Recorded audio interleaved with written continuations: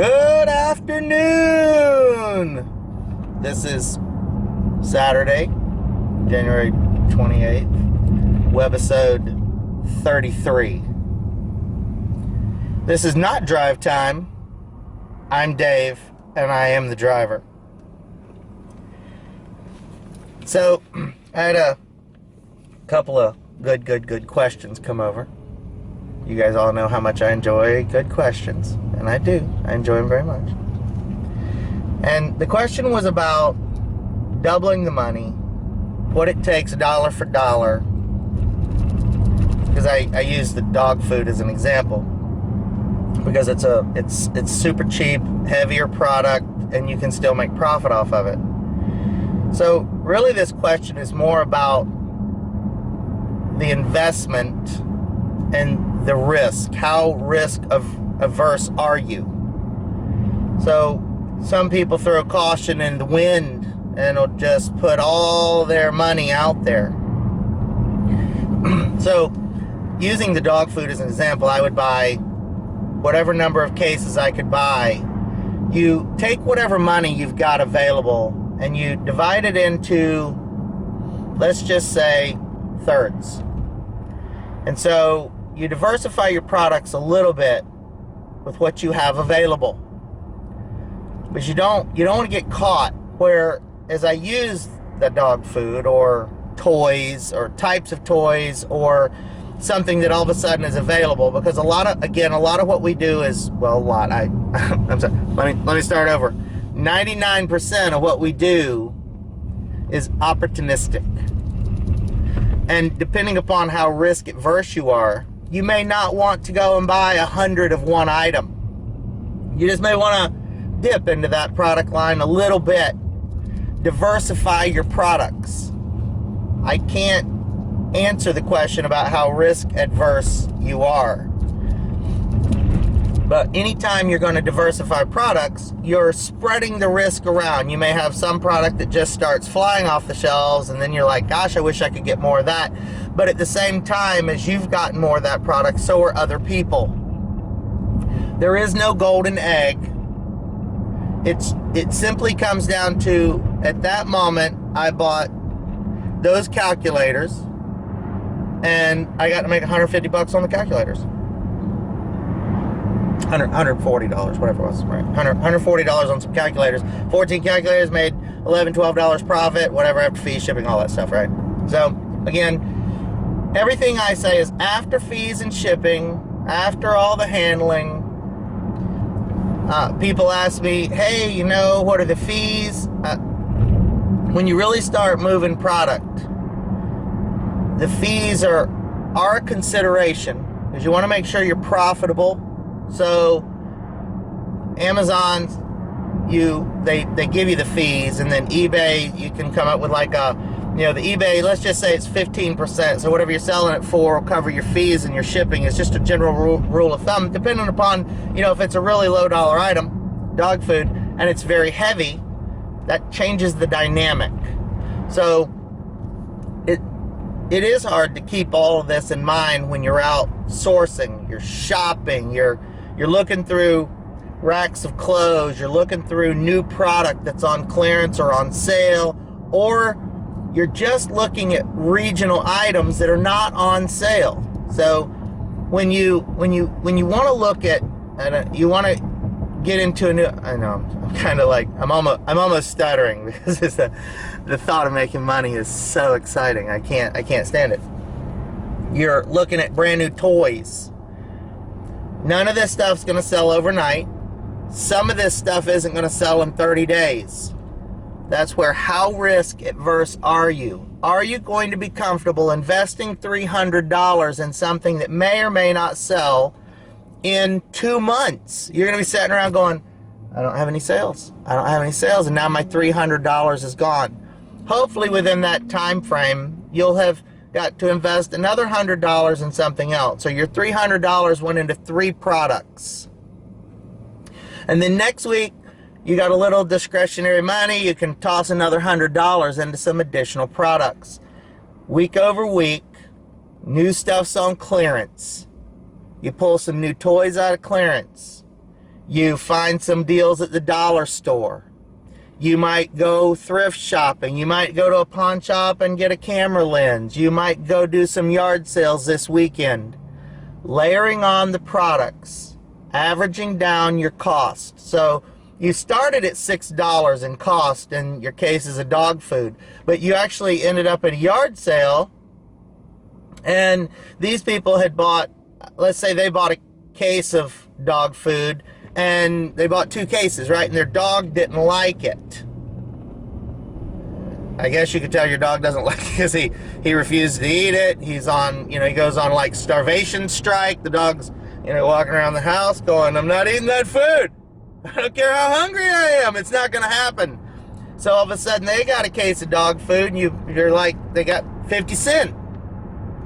Well, we just went from $6 to $3 a case, averaging down our cost in just the dog food. You buy some other products. So the way I operate, and this is just me, and a lot of people will go, oh my gosh, I don't understand how you do it, why you would do it, this doesn't make any sense.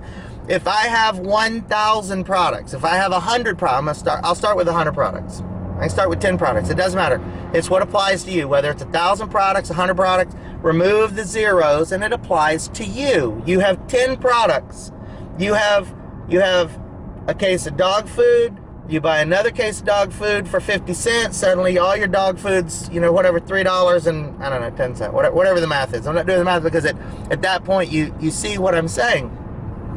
Then at the same yard sale, you pick up some video games for 50 cents. You pop into a pawn shop, you buy a couple video games for $1. Now you got 4 video games.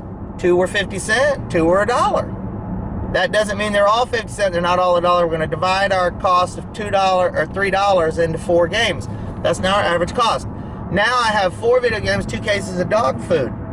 So I total it up and I divide it by all of it. And then I can say, wow, when I sell this, I'm going to make all this profit. Because it's all profit. This is just the way I operate. Not everybody wants to do that. Some people are like, oh, Dave, you can't just say, well, video games are this, and you average cost it into some dog food. Long-term investing. You are an investor, right? You're a reseller. You're an investor. You're investing in a product. You're investing in a vehicle that can move forward and double your money, triple your money, quadruple your money, whatever that math may be. I want to get to 1,000 products, right? My wife, she gets all hung up. She's like, oh, jeans are awesome. Yep, jeans are great, and congratulations, you now have 500 pair of jeans and you have 4 toys. Well, so if I average that cost, that is not 1/3. So our division is, I say 1/3 of my inventory, I want to keep it. So for people that like math, they want to make sure that you're on point. You want a guide. My guide is 1/3. Thirds. 1/3 of my inventory will be jeans. When I've got a pool, I got my pie and I cut my pie up and I go over here, this little slice of pie is it going to be 1/3. So 1/3 of jeans, 1/3 video games, 1/3 dog food, 1/3 camera equipment, 1/3 toys. Break the toys down by age group, right? So everybody's following along. So when I say break it up by age group, because each of these things are very, very important when you're categorizing your inventory. We can break dog food into categories too. Is our dog food suited for senior puppies? Middle-aged puppies? Puppies. See? So each one of those are going to sell differently. All based on the buyer pool. We don't know what our buyer pool mix is per minute, per hour, and per day. Today, we could have a flood of people that go out and buy new puppies. So let's just say spring is the time that people want to go out and get a puppy to add to their family. I don't know why, I'm just making that up because it sounded awesome. And so I could look into it. I could look and Google and figure out, is it true? Does it make sense? It may. I don't know. It sounds reasonable to me. Like if I was going to get a puppy, I wouldn't want to get him at winter because I don't want him to, he's not going to want to go outside and go to the bathroom, and I'm going to be struggling to potty train him. This is the way I think, right? And not, again, previous videos, not everybody thinks this way, but with a little understanding the box and how much information is in the box, you can come up with reasonable answers to reasonable questions. I'm not trying to do algebra here because I probably couldn't if I wanted to. You know, I'm not trying to figure out, you know, the quantum equation to speed of light or how to build a lightsaber. It seems reasonable. Puppies don't want to go outside in the rain, right? So if it's rainy season, I don't think I'm like, well, you know, it's raining a lot. I don't know, kids, maybe we better wait. We better not go get a puppy now. See, that's how I think. Not everybody does that. And hell, everything I just said, it may not even make any sense. I have no idea. Disclaimer, I actually don't know what I'm talking about. So I look at that. I look at you know, what puppy time of year is. Maybe puppy time's all year long. So puppy food will always sell. Dog food will always sell. But in my mind, I look at the categories and I make those third divisions on whether it's dog food, whether it's toys, age groups. Is it babies, toddlers, infants? What's the age group? Is it 1 to 3? Is it 2 to 4? Is it, you know, 4 to 6, 6 to 8? You guys get it, right? I think about all these things when I'm buying products, because how much of each one of these do you want? A lot of remote control toys because they were available and they were cheap. Throw all the rules away and say, these are cheap, Dave. And you said dollar for dollar, Dave. I did, and I can't stand referring to myself in a third person. Okay, so, yes, rules of thumb for those people that like to follow the rules and you want a guide. Because it's all about making money. I love making money. I'm gonna say it to you guys. I'll say 1,000,000 times. I don't know what it would take to say, you know, making money 1,000,000 times, but that's what I would try to do.